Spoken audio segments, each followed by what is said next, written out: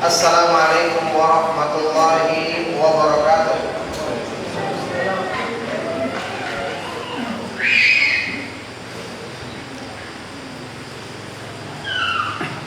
Innal hamdalillah nahmaduhu wa nasta'inuhu wa nastaghfiruh wa na'udzu billahi min shururi anfusina wa min sayyiati a'malina. May yahdihillahu fala mudilla lahu wa may yudlil fala hadiya lahu wa asyhadu an la ilaha illallah wahdahu la syarika lahu wa asyhadu anna Muhammadan 'abduhu wa rasuluh sallallahu alaihi wa ala alihi wa ashabihi wa man tabi'ahum bi ihsanin ila yaumiddin, amma ba'du. Alhamdulillah, ma'asyiral ikhwa wal akhwat fillah. Alhamdulillah, kita bersyukur kepada Allah Subhanahu wa taala atas semua limpahan nikmat dan karunia-Nya. Pada malam hari ini kita dipertemukan kembali dalam majelis ilmu yang mulia, membahas hadis-hadis Rasulullah sallallahu alaihi wasallam yang merupakan sebab kecerahan, keindahan rupa yang Allah Subhanahu wa taala akan anugerahkan kepada orang-orang yang membaca, memahami, mengamalkan dan menyebarkannya. Nadarallahu ra'an sami'a maqalati fawa'aha wa hafidhaha hatta yu'addiyaha kama sami'aha. Semoga Allah menjadikan indah rupa atau fisik seseorang yang mendengarkan ucapanku atau sabda Rasulullah SAW, kemudian dia memahaminya, menghafalnya, dan menyampaikannya kepada orang lain. Ini hadis sahih mutawatir. Keindahan fisik di sini maksudnya adalah keindahan rupa yang merupakan pancaran dari kebaikan dalam batin hamba tersebut, seperti penjelasan Imam Ibnu Qayyim rahimahullah taala. Makanya mendengarkan hadis-hadis Rasulullah SAW ini merupakan sebab utama yang memperbaiki iman, memperbaiki ketakwaan, memperbaiki keikhlasan, memperbaiki amalan-amalan lahir dan batin manusia. Baik, kita akan lanjutkan kembali pembahasan kitab Sahih Imam Muslim, ya, Sahih Muslim yang ditulis oleh Imam Muslim Ibnul Hajjaj Al-Qushairi An-Naisaburi rahimahullahu ta'ala. Ya, saat ini kita masih ada di Kitabul Iman. Di Kitabul Iman kita sekarang akan masuki bab yang baru, babu ad-dalili ala anna man radiya billahi rabban wa bil islami dinan wa bi Muhammadin sallallahu alaihi wasallam rasulan fa huwa mu'minun wa in irtakaba al-ma'asi al-kaba'ir.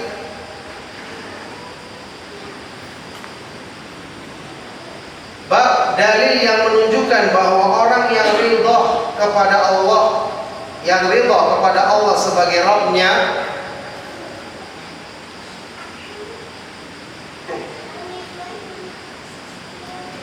dan kepada Islam sebagai agamanya, kemudian kepada Nabi Muhammad sallallahu alaihi wasallam sebagai rasulnya, maka dia adalah orang yang beriman dengan iman yang benar, meskipun dia melakukan perbuatan maksiat dan dosa besar.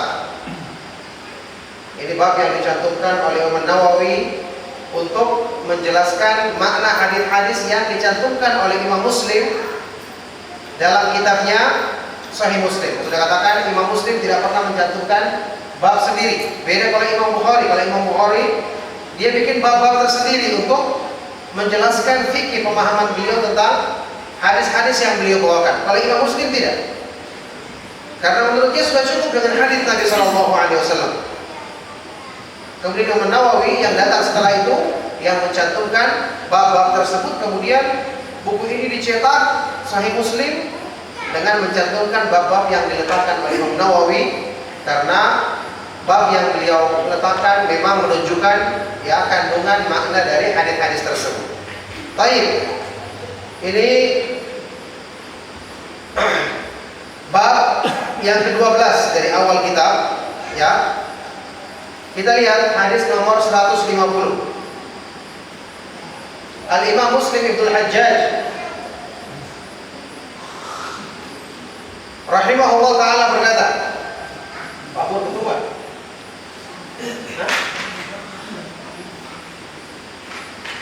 Kopi ada tuh? Ada.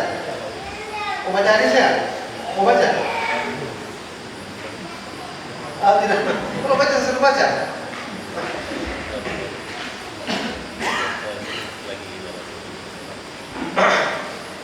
Imam Muslim rahimahullah taala berkata, Hadatsana Muhammad bin Yahya ibn Abi Umar al-Makki wa Bishr ibn al-Hakam qala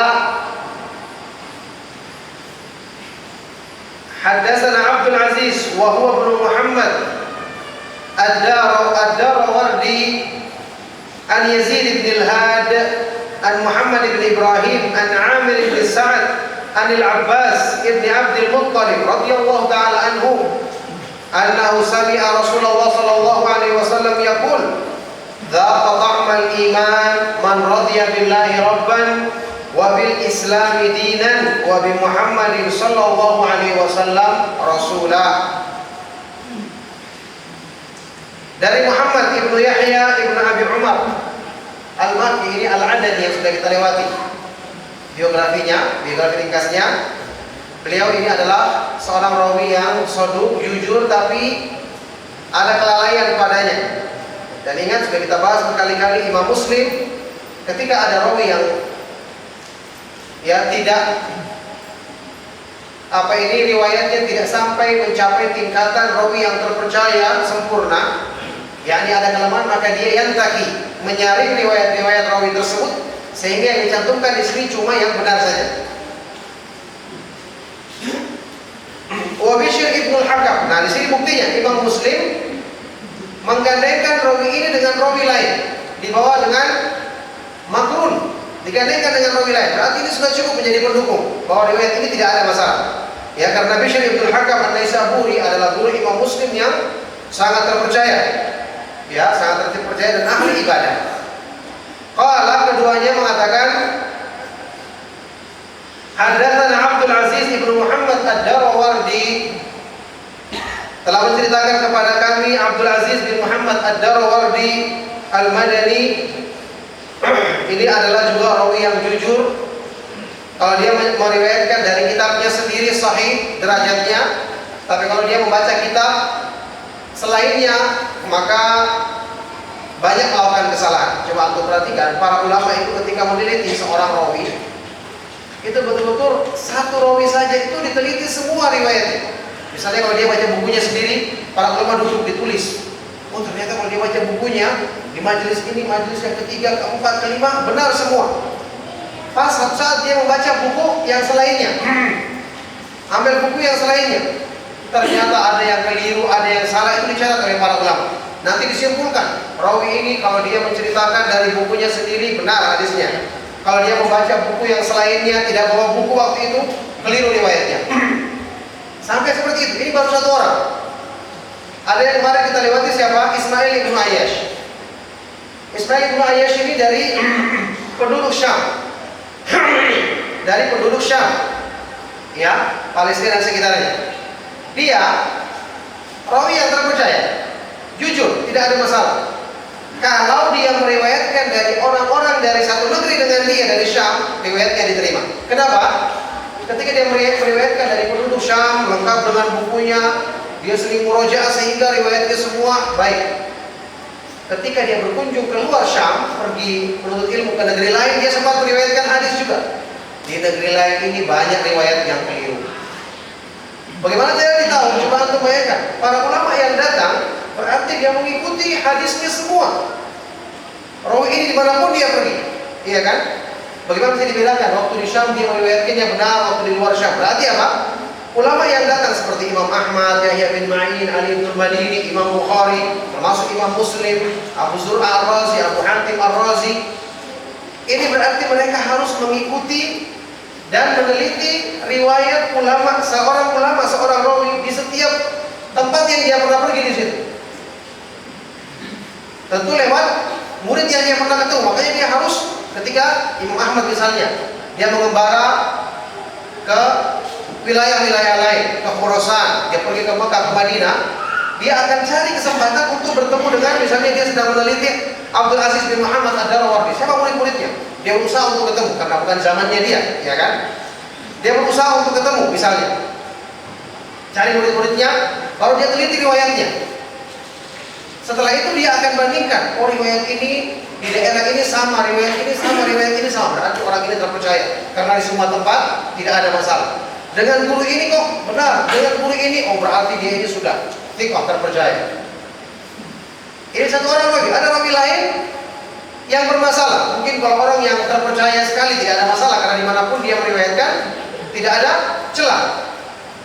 Tapi rawi yang seperti ini, ya, di satu tempat dia benar, tempat yang lain keliru. Ini yang butuh ketelitian mereka dalam meriwayatkannya. Seperti tadi Ismail bin Ayyash, ketika di luar Syam dia ternyata banyak kelirunya. Ada lagi rawi yang umur tertentu tercampur hafalannya, ya, ini rata-rata setelah tua misalnya.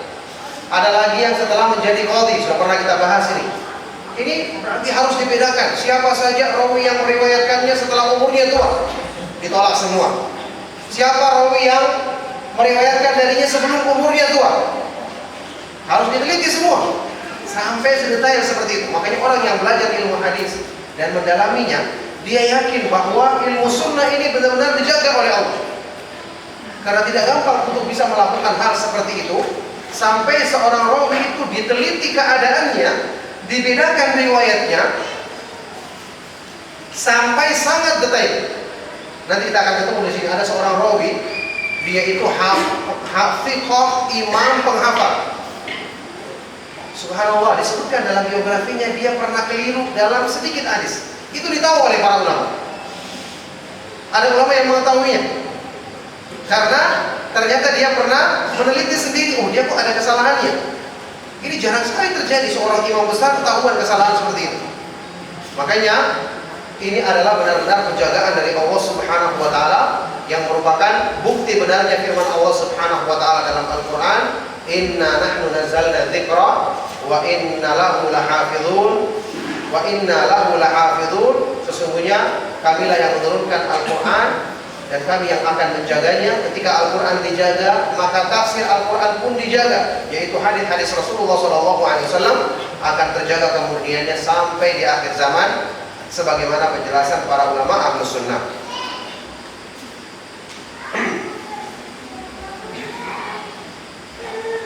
Baik, jadi tadi kita sampai kepada Abdul Aziz bin Muhammad Ad-Darawardi an Yazid ibnul Had. Yazid ibnul Had, Yazid ibn Abdullah ibnu Usama ibnul Had Al-Madani, juga rawi yang thiqah, terpercaya. Kadang-kadang rawi itu ketika disebutkan namanya dinisbatkan kepada kakeknya, itu boleh dalam bahasa Arab, ya, tidak kepada bapaknya. Misalnya Abdullah ibnu siapa, disebutkan nama kakeknya. Seperti ini, Yazid ibnul Had itu kakeknya yang kedua, buyutnya berarti, ya kan? Padahal nama aslinya Yazid ibnu Abdullah ibnu Usama ibnul Had. Bayangkan kalau antum cari di buku biografi, Yazid ibn Had, tidak ketemu mana orang ini. Ternyata ada 2 nama yang dilewatkan setelah itu. Jadi para ulama sampai seperti itu, teliti. Ada lagi rawi yang namanya sama, disebutkan begitu saja seperti yang kita pernah bahas. Sufyan, dari Sufyan, ada Sufyan ibn Waqi', ada Sufyan ibn Uyainah, Sufyan Ats-Tsauri. Siapa kira-kira? Dilihat rawinya. Oh, rawi ini terkenal dia sebagai gurunya si fulan. Berarti gurunya ini adalah yang dimaksud adalah si fulan ini. Kalau dibutuhkan untuk yang lain maka dia akan disebutkan oleh rawi tersebut. Karena rawi dia akan menyebutkan yang terkenal biasanya. Itu semua seperti itu keadaannya, ya. Ketelitian para ulama. Baik, dia rawi yang terpercaya dari Muhammad ibn Ibrahim. Muhammad ibn Ibrahim ibn Harith al-Madani juga rawi yang terpercaya, thiqah. Kemudian An Amir ibn Sa'ad, Amir ibn Sa'ad ibn Abi Waqqas, ya, anaknya Sa'ad bin Waqqas, ibn Waqqas radhiyallahu taala anhu, ini juga rawi yang terpercaya, thiqah. Dari Al-Abbas bin Abdul Muttalib, ya, Al-Abbas bin Abdul Muttalib, paman Rasulullah sallallahu alaihi wasallam radhiyallahu taala anhu, bahwa dia mendengar Rasulullah sallallahu alaihi wasallam bersabda, "Dzaqa ta'mal iman," akan merasakan kemanisan iman. Bayangkan sampai kepada kita hadis yang agung ini melalui, ya, dengan taufik dari Allah, melalui sebab perjuangan para ulama tersebut, yang ketika untuk mendapatkan hadis ini mungkin salah seorang di antara mereka harus berjalan berbulan-bulan, pergi ke tempat yang jauh. Masya Allah, sementara antum di sini hanya datang ke Masjid As-Sunnah. Ada yang naik mobil, ada yang naik motor, duduknya lagi di bawah kipas angin. Nanti biasanya ada kue lagi, biasanya ada kue nanti, ya. Biasanya ada pembagian kue di akhir pengajian. Ini hadis yang agung sampai kepada kita, apa bisa bayangkan? Ya, dari berbagai daerah yang meriwayatkannya, berliku-liku supaya sampai riwayat ini bisa kita baca saat ini, karena Imam Muslim menyaringnya. Berapa banyak dia habiskan waktu untuk bisa mengumpulkan hadis ini. Sementara antum tinggal duduk di sini untuk mendengarkannya. Ya, kita semua dulu untuk mendengarkannya dan bisa mengambil faedah darinya. Wallah, ini merupakan nikmat yang besar dari Allah Subhanahu wa taala yang tidak diberikan kepada semua orang kecuali kepada hamba-hamba yang dipilihnya. Semoga kita semua termasuk orang-orang yang dipilih oleh Allah Subhanahu wa taala untuk dimuliakannya. Jadi Rasulullah SAW bersabda, "Dzaqa ta'mal iman," akan merasakan kelezatan iman. Berarti ada orangnya, dan betul-betul iman itu berarti lezat, iya kan?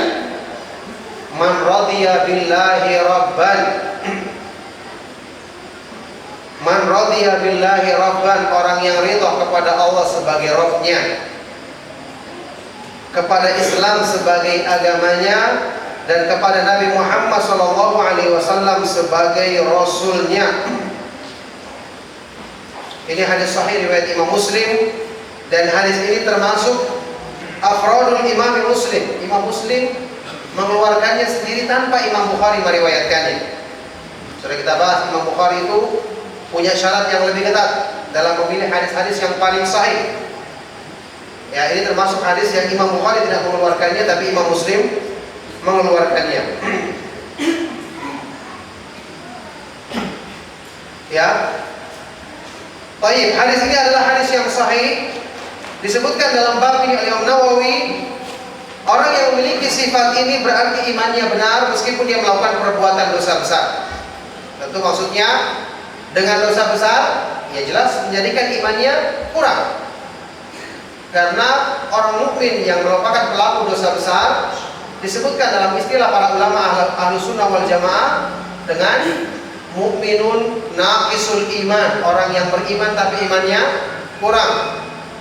Atau mukminun bi imanihi fasikun bi kabiratihi, dia adalah orang yang beriman dengan imannya tapi ada kefasikan pada dirinya karena perbuatan dosa besar. Yang jelas Ahlus Sunnah tidak mengkafirkannya.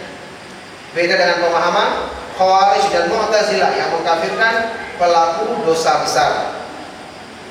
Baik, hadis ini juga menyebutkan orang yang memiliki sifat ini ridha kepada Allah sebagai Rabb, ridha kepada Allah maksudnya dia merasa gembira. Saya sudah pernah katakan, ridho itu dalam pengertian bahasa Arab bukan cuma menerima, ya, bukan cuma sekedar menerima.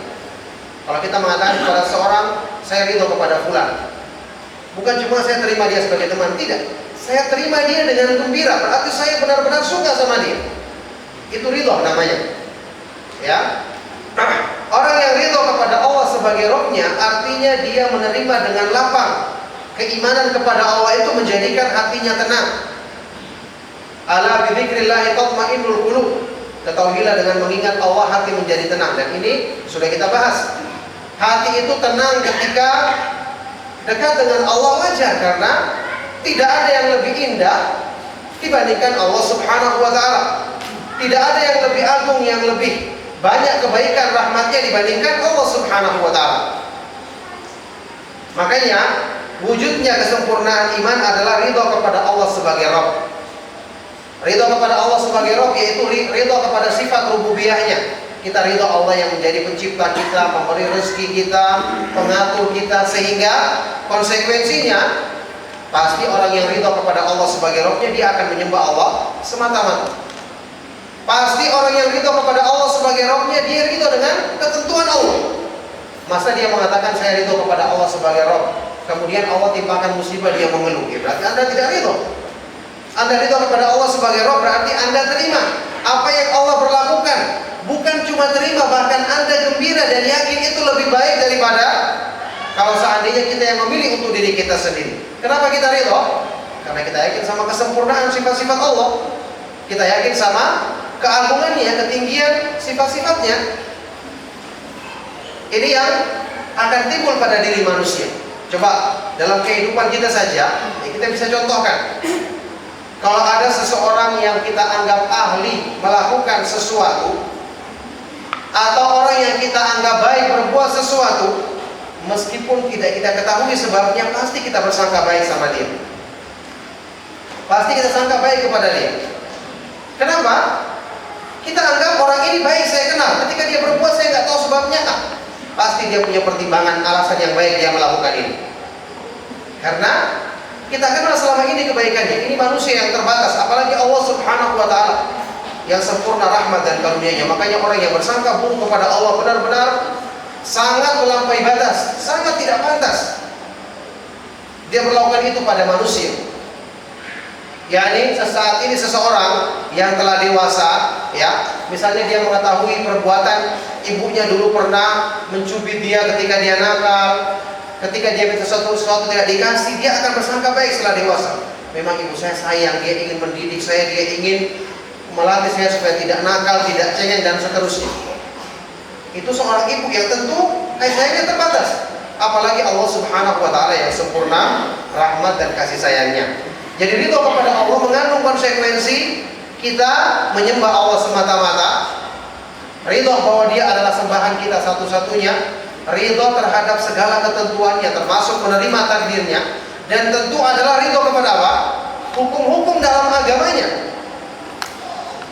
Jelas-jelas Allah mencintai hukum-hukum yang diturunkan kepada manusia. Maka ini kita harus ridho, terima, amalkan dengan gembira. Ini konsekuensi iman yang benar. Kemudian ridho bil Islami dinan, ridho kepada Islam sebagai agama. Ya, hanya menjadikan Islam sebagai satu-satunya agama yang kita ikuti. Tidak mau menerima selain petunjuk Islam, membela Islam, merasa bangga dan mulia dengan Islam. Ini adalah konsekuensi ridho terhadap Islam. Jadi seorang muslim, ya, fashhadu bi anna muslimun, persaksikanlah bahwa kami adalah orang-orang muslim. Tidak wajar ada seorang muslim, misalnya dia sedang di kendaraan umum, di pesawat, di kereta api. Ketika bangun sholat subuh, tidak ada yang sholat, dia mau sholat malu. Masya Allah, dia malu dengan sholatnya. Orang lain yang berbuat maksiat tidur tidak sholat subuh, tidak malu-malu, dia malu. Ini terjadi wallahi. Ada sebagian orang, kalau kita katakan nanti jangan lupa ya, sampai di kereta api itu, di kereta api rata-rata itu perjalanannya, kalau kereta api malam mesti melewati sholat subuh, iya kan? Kalau jarak-jarak yang jauh dari Jakarta ke Semarang, dari Jakarta mungkin ke Jogja atau ke Surabaya, rata-rata melewati waktu sholat subuh. Di kereta Ada tempat sholat subuh di paling belakang atau di bagian dekat-dekat tempat petugas, atau kita gelar, ada selimut kita gelar di tengah-tengah orang lagi tidur, kita sholat supaya mereka lihat bahwa waktunya sholat subuh. Ada sebagian orang yang dia sholat sembunyi-sembunyi di tempat duduknya, itu pun tidak mau ketahuan orang, malu dia melaksanakan sholat. Masya Allah, kenapa dia malu dengan kebaikannya? Dia bukan orang yang ridho kepada Islam sebagai agamanya. Orang-orang yang harusnya tidak sholat mereka malu, apalagi di perjalanan. Kalau Allah menghendaki kecelakaan terjadi, Allah Maha Kuasa. Siapa yang menyelamatkan Anda waktu itu? Di pesawat juga seperti itu, malu. Subhanallah, harusnya mereka yang malu ketika tidak melaksanakan sholat atau terlambat melaksanakan sholat keluar pada waktunya, padahal ada tempat untuk melaksanakannya. Jadi seorang muslim, dia ridho kepada Islam sebagai agamanya, artinya dia lapang menerima Islam, tidak malu dia menampakkan keislamannya. Kemudian Nabi Muhammad sallallahu alaihi wasallam Rasulullah, ridho kepada Nabi Muhammad sallallahu alaihi wasallam sebagai rasulnya, artinya dia bangga menjadikan Nabi Muhammad sallallahu alaihi wasallam sebagai panutannya, tidak mencari panutan yang lain, tidak mencari imam yang lain selain Nabi Muhammad sallallahu alaihi wasallam. Makanya ini ciri-ciri kesempurnaan iman. Antum perhatikan, mengikuti sunnah merupakan sebab yang memperbaiki iman. Berpaling dari sunnah tidak mungkin menjadi sebab kebaikan iman. Ini berkali-kali saya tekankan dalam pengajian. Orang yang belajar agama tidak mengikuti manhaj salaf, mustahil, tidak mungkin imannya bisa benar. Orang yang tidak belajar untuk mengikuti sunnah, memurnikan ittiba, orang yang mencampur adukan pemahaman agamanya dengan bid'ah, mustahil imannya akan benar, pasti rusak.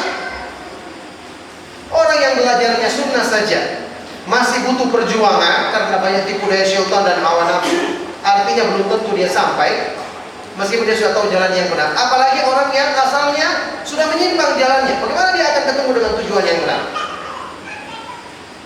Makanya ini menjadikan antum semua tidak perlu kagum sama orang-orang yang wah kelihatannya dia tunduk-tunduk, wah kelihatannya dia rajin sekali, kelihatannya dia begini. Kita katakan ya, kalau dia pemahamannya bid'ah, apalagi dia penyeru kepada bid'ah, kental dalam bid'ahnya, itu adalah tipu daya syaitan. Itu adalah tipu daya syaitan. Orang yang hatinya telah rusak, syaitan apa yang mau dirusak darinya? Karena memang sudah asalnya rusak. Yakni bergabung sama dia syaitan karena sama-sama rusak. Perkumpulan makhluk-makhluk yang rusak. Ya, makanya tidak digoda karena sama-sama. Ya, sesama orang rusak jangan saling mendahului begitu. Ini kalaupun ada yang baik, kita katakan orang yang baik ini biasanya orang-orang yang masih fitrah. Mungkin benar-benar dia baik dalam ibadahnya. Kita mungkin ingat ada orang-orang tua kita dulu rajin beribadah bagus. Kita katakan mudah-mudahan mereka masih di atas fitrah karena sepanjang mereka bukan pengajak kepada bid'ah, bukan orang-orang yang membela perbuatan bid'ah, cuma orang ikut-ikutan, mudah-mudahan dia masih di atas fitrah. Yang jelas fitrah yang benar ini yang membimbing dia, bukan karena pemahaman salah yang diikutinya. Tidak mungkin akan membawa kepada kebaikan. Jadi ridha kepada Nabi Muhammad SAW sebagai Rasul mengandung konsekuensi apa? Pemurnian ittiba, menjauhi perbuatan yang menyimpang dari sunnah. Makanya para ulama salaf sangat keras memperingatkan tentang jangan mendekati ahlul bid'ah, jangan mengambil ilmu dari mereka, hati-hati terhadap penyimpangan dalam agama. Orang yang tidak paham ini, mereka menyangka kenapa sih kita harus keras-keras sama orang yang kelihatannya baik? Orang tidak salah, kenapa kita harus kritik?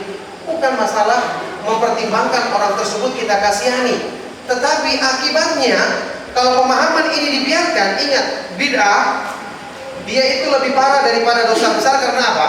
Dianggap baik, dibungkus atas nama syariat. Itu masalahnya. Seandainya perbuatan bid'ah itu dari asal tidak dikatakan bagian dari agama, kita akan istirahat. Oh, orang sudah tahu semua itu bukan merupakan bagian dari agama.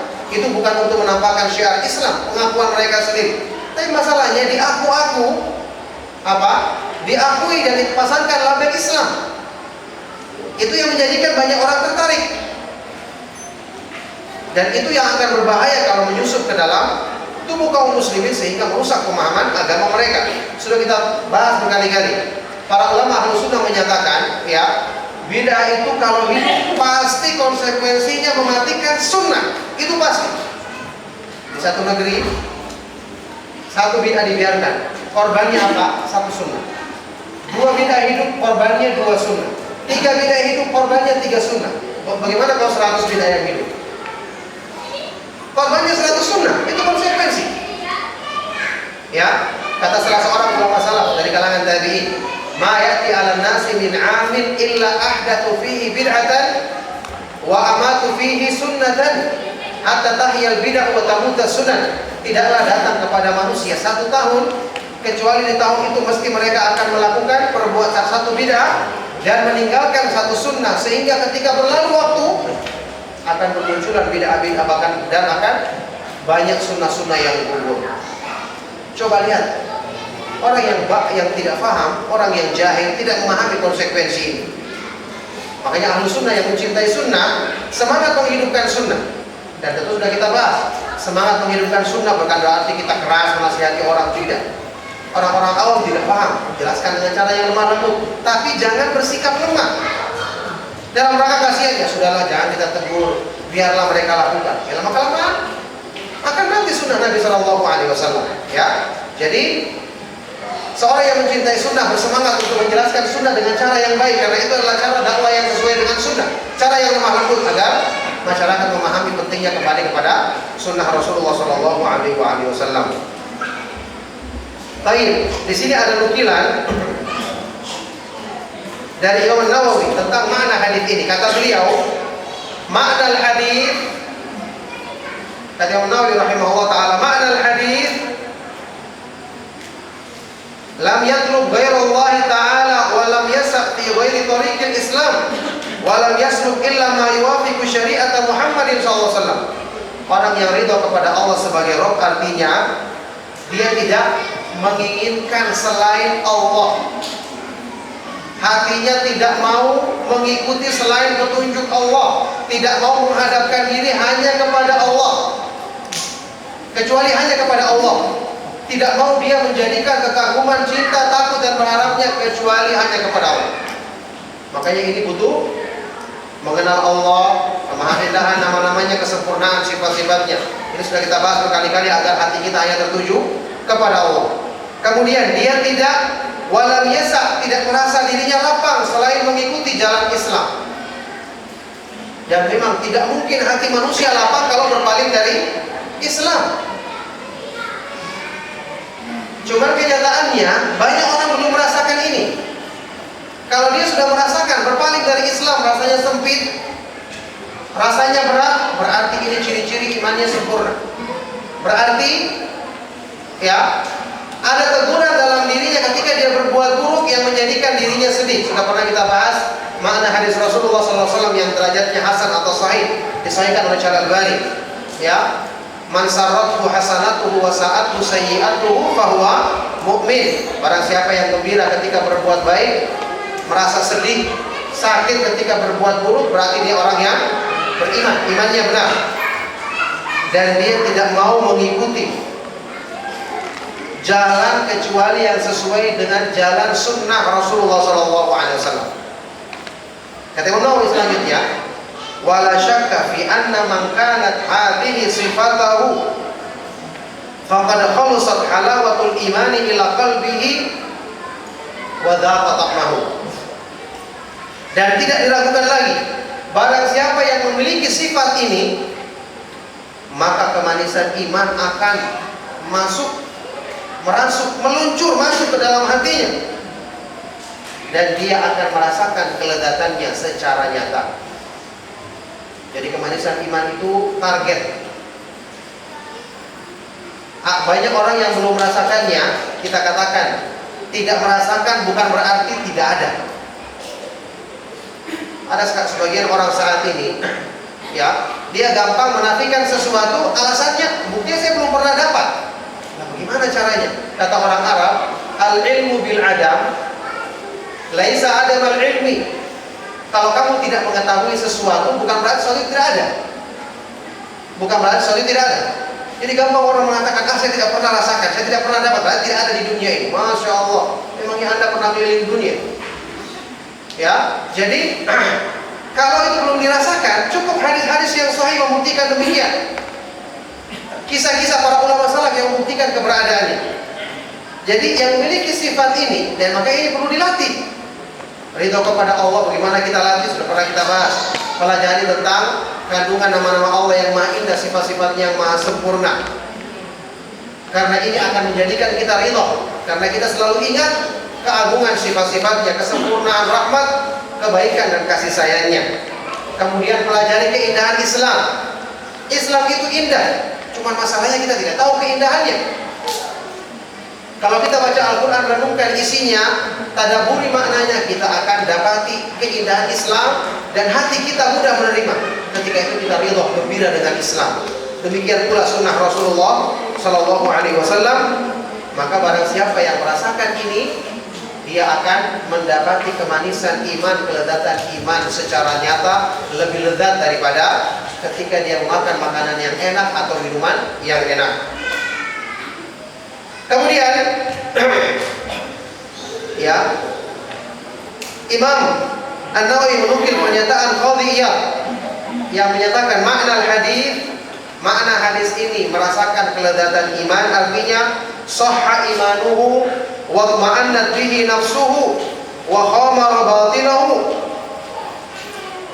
Ya,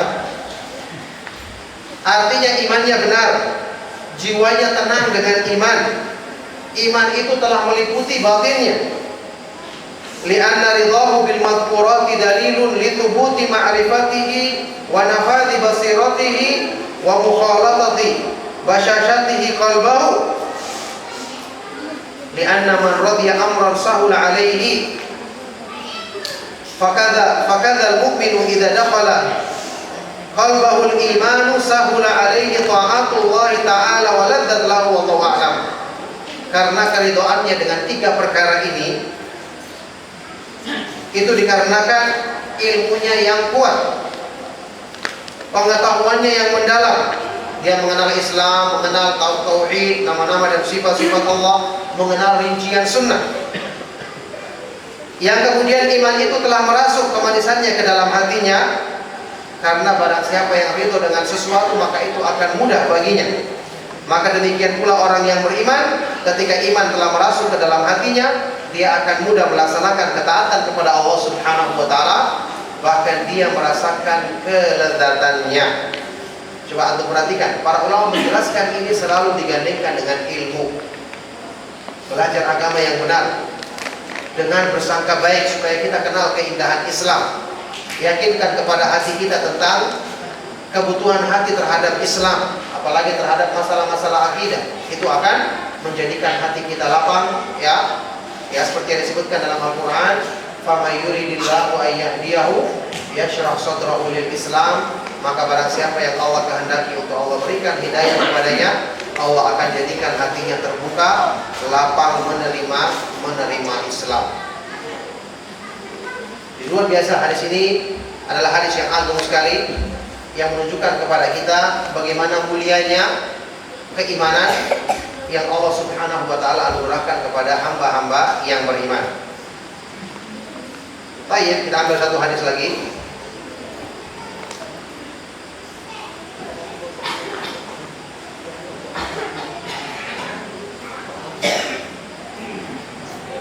Bapak mal iman. Baik. Bab yang berikutnya, Babu bayani adadi syu'abil iman wa afdaliha wa adnaha wa fadilatul haya'i wa kaunihi minal iman.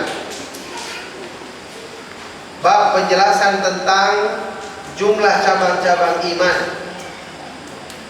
Cabang iman yang paling utama, yang paling rendah, keutamaan sifat malu, dan bahwasanya sifat malu itu merupakan bagian dari iman. Ini juga hadis yang terkenal, ya. Hadis yang sering-sering disebut dalam pembahasan mengenai masalah akidah, masalah iman. Kita baca hadis ini.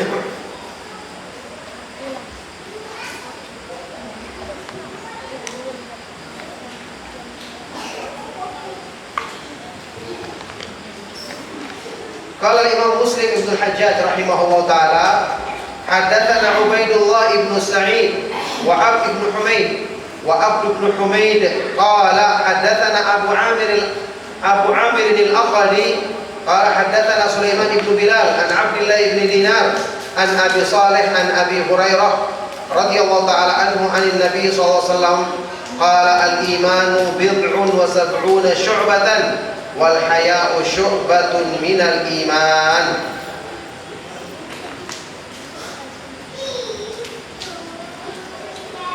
Nah, dari Ubaidullah ibnu Sa'id, ini rawi yang sangat thiqah, terpercaya.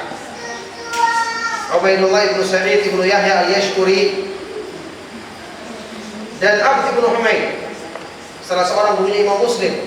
Abd ibn Humaid ini imam besar yang punya kitab Muntahab atau Musnad Abd ibn Humaid, seorang rawi yang sangat terpercaya dan penghafal hadis.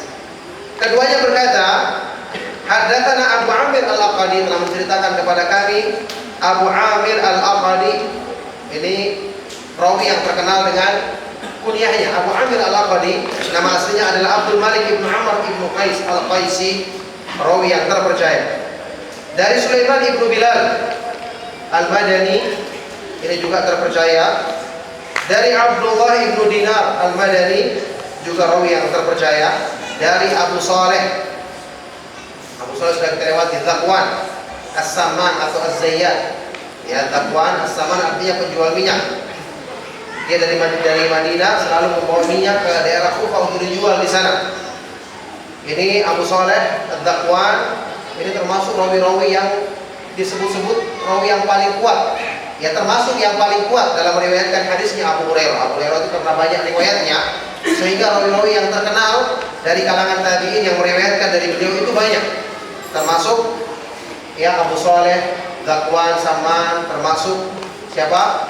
Muhammad ibnu Sirin, termasuk Sa'id ibnu Musayyab. Ini semua rawi-rawi yang termasuk urutan pertama ketika meriwayatkan hadis-hadisnya Abu Hurairah. Baik. Abu Saleh, Zakwan, Saman dari Abu Hurairah, siapa namanya?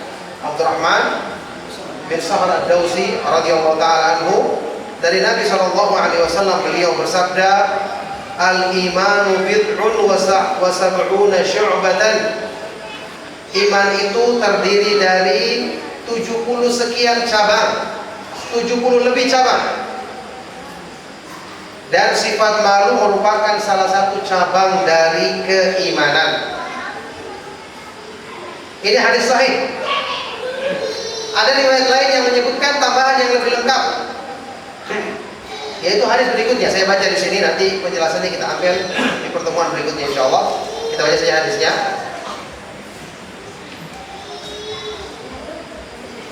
Imam Muslim berkata, haddatsana Zuhair bin Harb qala haddatsana Jarir an Suhaib an Abdullah ibn Dinar an Abi Salih an Abi Hurairah radhiyallahu taala anhu qala qala Rasulullah sallallahu alaihi wasallam al-imanu bid'un wa sab'una aw bid'un wa sittuna syu'batan fa afdaluha qawlu la ilaha illallah wa adnaha imatatul adha 'anil tariq wal haya'u syu'batun minal iman. Imam Muslim meriwayatkan dari gurunya Zuhair ibn Harb, Abu Khaitamah Zuhair ibn Harb An-Nasai, yang pernah kita kemarin sebutkan biografinya yang di hadis yang pertama ya. Ini adalah termasuk gurunya Imam Muslim, yang Imam Muslim aktsara anhu, banyak meriwayatkan hadis darinya. Dalam Sahih Muslim saja Imam Muslim mengeluarkan lebih dari 1000 hadis untuk satu orang ini saja, lewat riwayatnya dia, gurunya ini. Hadatsana Jarir, dia meriwayatkan dari Jarir ibn Abdul Hamid Al-Dhabbi Al-Kufi, rawi yang terpercaya. Dari Suhail ibn Abi Saleh, anaknya Abi Saleh yang tadi. Dia ini rawi yang jujur, tapi di akhir umurnya berubah hafalannya. Dari Abdullah ibn Dinar, sudah kita lewati tadi, terpercaya. Dari Abu Saleh Zakwan, Saman, dari Abu Hurairah radhiyallahu taala anhu, Rasulullah SAW menyebutkan hadis ini dengan lafaz yang lebih lengkap. Keimanan itu 70 sekian cabang. Kata-kata bid'un itu antara 3 sampai 9. Jadi sekitar 73 sampai 79 cabang, begitu maksudnya. Atau ada hadis ini ada keraguan, rawinya ragu. Atau 60 sekian cabang. Jadi riwayat yang kedua ini, iman itu 70 atau 60 sekian cabang. Yang paling utama adalah ucapan la ilaha illallah. Tentu dengan pemahaman yang benar, konsekuen mengamalkan konsekuensinya. Dan yang paling rendah adalah menyingkirkan gangguan dari jalanan. Ketika dikatakan iman ada sekian cabang, maksudnya apa? Orang yang paling banyak mengumpulkan cabang-cabangnya berarti imannya semakin kuat, otomatis. Makanya antum jangan remehkan, lihat ada batu di jalan bisa membuat orang jatuh, antum berhenti ambil, Masya Allah, mengambil iman. Cabangnya iman antum ambil di jalanan, menyingkirkan gangguan di jalanan. Ada batu atau duri atau paku atau apa saja yang menghalangi orang, disingkirkan. Ya. Yang paling rendah adalah imatatul adza 'anil thariq, menyingkirkan gangguan dari jalanan. Wal haya'u syu'batun minal iman, dan sifat malu itu merupakan salah satu cabang dari keimanan. Ini malu yang tentu malu yang benar, ya. Nah, ini adalah hadis yang sahih. Jadi hadis-hadis Rasulullah SAW yang menjelaskan tentang hal ini, itu ada yang menyebutkan dengan bentuk ragu, ada yang menyebutkan dalam bentuk jazm, yakin. 70 sekian cabang. Ada juga 60 sekian cabang. Ada rawi yang ragu-ragu, sehingga para ulama berbeda pendapat dalam menguatkan mana di antara pendapat ini yang terkuat, meskipun sama-sama sahih dalam segi riwayat. Baik. Insya Allah kita akan bahas ini di pertemuan selanjutnya, ya, karena sudah waktu. Nanti di bulan Ramadan gimana punya ini?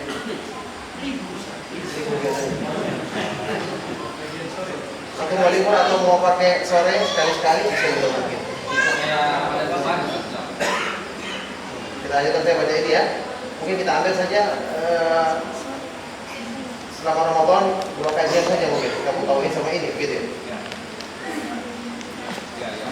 Sama yang Sabtu Bulughul Maram. Bagaimana?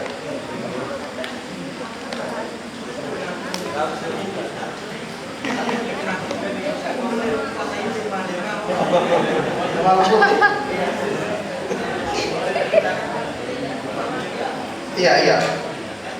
Baik, insya Allah nanti kita mudah-mudahan nanti kita Sahih Muslim kita lanjutkan sore, berarti mungkin kita mulai sekitar jam-jam 5 lah gitu ya, sambil menunggu berbuka puasa, atau kita mulai setengah 5 kalau tidak ada buka puasa di sini, kita bisa pulang masing-masing biar keadaannya begitu.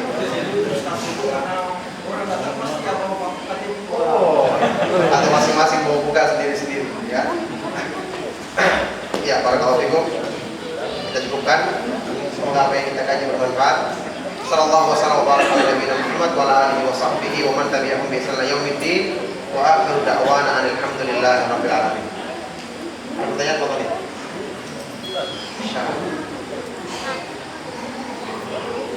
Nanti tolong ingatkan ya, bilang ini hadis belum kita jelaskan ya, supaya saya tidak lupa. Apa bedanya hadis sorry dan hadis sahih saja? Tidak ada kata hadis sorry dan hadis sorry. Iya, itu istilah. Kalau sorry itu lafadznya benar-benar menunjukkan. Jadi sorry itu katanya jelas artinya. Sorry jelas. Kalau sahih jelas, maksudnya sahih artinya hadisnya bisa diterima. Jadi ada hadis sahih tapi tidak sahih. Maksudnya, misalnya kita berdalil dengan satu hal. Ada orang yang mengatakan pendapat yang kuat adalah ini. Buktinya ada dalilnya seperti ini. Kita katakan itu dalilnya sahih, tapi tidak sahih. Maksudnya lafaz hadis itu tidak tegas menunjukkan makna yang antum maksud. Itu maksudnya. Ya, tidak sahih maksudnya tidak jelas menunjukkan makna itu. Karena makna ini masih bisa ditakwilkan ke sana kemari. Misalnya masih bisa dibawa kepada pengertian yang lain, masih bisa dibawa kepada pengertian pendapat yang kedua, misalnya begitu. Nah, barakallahu fiikum. Pertemuan yang lalu kita sebutkan nama-nama imam hadis untuk setiap kota seperti Ya. Bukan Abu Zur'ah. Jadi kalau Imam Madinah itu dari kalangan tabi'in. Jadi ada 6 orang dari kalangan tabi'in yang merupakan poros peredaran di zaman mereka yang paling banyak hadis riwayat dari jalur mereka. Di Madinah itu Imam Az-Zuhri, Ahmad ibn Muslim, Ibnu Ubaidillah, Ibnu Abdullah, Ibnu Syihab Az-Zuhri. Sering kita lewati dia Az-Zuhri ini. Kalau di Kufah Al-Amash, Amash dan Abu Ishaq As-Sabi, 2 orang. Di Kufah 2 orang, di Basra 2 orang, Madinah 1, Makkah 1. Basra namanya Qatadah dan Yahya Ibnu Abi Katsir. Kalau di Makkah Amr bin Dinar Maki. Kita akan lihat nanti rata-rata hadis itu lewat mereka semua. Hanya lewat mereka karena mereka memang porosnya hadis. Kalau tanya itu yang dijelaskan apakah yang besar itu tidak Tangan saja. ini saja. Iya, tangan cepat. Jadi hadis semua ayat Al-Quran kalau mengatakan kata-kata tangan itu maksudnya adalah kaf, kecuali kalau ada tambahan penjelasan baru kita artikan tambahan tersebut. Ya, seperti wasariq wasariqatu faqta'u aydiyahuma. Pencuri laki-laki dan perempuan potonglah tangannya. Bagaimana dipotong? Iya, maksudnya pergelangan, tapi pergelangan saja. Kaf itu artinya bebas. Nah,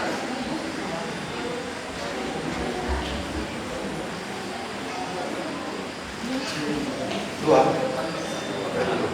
Cukup ya. Tadi itu dijelaskan bahwa Tadi apa? Tadi sore, tadi siang. Oh, baru ya. ada imam besar dia menjelaskan hampir semua hadis-hadis itu terpercaya.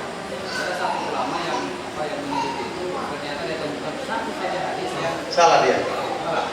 Anehnya saya mau menjelaskan adalah kira-kira bagaimana seorang ulama yang meneliti ini dia bisa simpulkan bahwa oh ini imam besar ini salah. Padahal semua hadisnya itu kan benar semua kan. Ya apakah ini misalkan orang berdiri katanya si hadis yang lain sudah ada disebutkan oh ini memang salah. Pertama. Yang kedua tadi di pembahasan pertama tentang masalah kita ridho pada Allah. Nah kira-kira apa barometer ukuran maka seorang hamba itu sudah ridho dengan segala sesuatu yang diberikan oleh Allah atau yang sama maksudnya adalah kira-kira apa? Bagaimana cara kita menunjukkan bahwa kita itu ridho pada segala sesuatu yang Allah berikan kepada kita, baik itu ujian berupa kesenangan atau ujian yang berupa kesalahan. Ya, barakallahu fikum. Nanti kita akan lewati imam besar tersebut. Pertama mau dijelaskan imam besar bukan berarti yang besar, itu namanya besar ya. Diketahui kesalahannya sudah pernah kita bahas di antara contohnya. Bisa jadi ketika dia meriwayatkan hadis ada ulama yang meneliti kesalahan tersebut. Kan orang itu kalau diketahui kesalahannya, misalnya contoh nih, saya sekarang menyampaikan penjelasan pengajian gitu ya. Nanti antum ditanya sama orang yang tidak hadir, "Mas Asman, tadi apa yang disampaikan sama Ustaz?" Orang itu antum sampaikan, "Oh, Ustaz bilangnya begini-begini fatwanya. Pendapat dalam masalah ini yang terkuat." Nah, untuk orang ini menguji, misalnya Abu Ziyad yang ingin uji Pak Kasman ini salah atau tidak salah paham, ya kan mungkin dia senang kalau dapat kesalahannya antum. Misalnya contoh, datanya sama Jamil, betul kau tadi bilang begini tadi? Tidak, bisa dia bilang begini. Wah, berarti ada perselisihan. Kan ada kemungkinan kalau bukan Pak Kasman yang salah, Jamil yang salah. Bagaimana caranya dia uji lagi? Dia bandingkan dengan murid yang lain. Berarti dia harus banyak berkunjung. Kalau muridnya sudah pergi ke sana kemari ya, harus pergi ke sana loh. Dia sama yang lain. Oh, ternyata semua mengatakan apa yang dikatakan Pak Kasman yang benar. Berarti yang salah siapa dalam masalah ini? Jamil yang salah. Berarti ditetapkanlah, ditulis, oh Jamil pernah salah dalam satu pendapat ini. Itu kalau seperti itu lebih mudah mungkin. Bagaimana kalau riwayatnya dari atas ke bawah? Bagaimana caranya? Kayak tadi caranya, kumpulkan setiap muridnya. Kalau muridnya sepakat mengatakan satu, berarti gurunya yang salah. Kalau muridnya berbeda-beda, berarti salah satu di antara muridnya yang salah. Iya kan? Ada satu hadis sudah dibandingkan. Cara membandingkannya itu, hadis itu dibandingkan dengan riwayatnya Imam Bukhari, Imam Muslim yang mereka itu sudah terkenal tidak ada kesalahannya. Ada riwayat satu, kok aneh, tidak sama seperti Sahih Muslim. Tidak seperti riwayatnya Imam Bukhari, riwayatnya Imam Ahmad yang kuat-kuat kok tidak meriwayatkan begini. Dicari siapa masalahnya ini. Dicari dari gurunya. Gurunya mengatakan begini, sampai di guru ini semua mengatakan, tidak muridnya. Oh, muridnya semua sepakat. Oh, berarti kesalahan dari gurunya kan? Karena semuanya sama riwayatnya. Kalau muridnya berbeda-beda, baru kesalahan ada di antara mereka. Begitu caranya. Makanya untuk mengetahui kesalahan saja, itu seorang peneliti harus kemana ke sana kemari, ya kan? Harus cari muridnya. Mungkin muridnya ada yang sudah tinggal di ujung dunia, yang satu lagi di ujung yang satu, dia harus pergi ke sana untuk mendengarkan riwayatnya. Bagaimana kamu dengar dari guru ini? Itu keadaannya. Mereka itu ya ketika mendengarkan hadis, makanya ulama itu peneliti hadis sama rawi hadis biasa berbeda. Kalau rawi hadis cuma sekedar datang, dia tulis hadis, riwayatkan dia.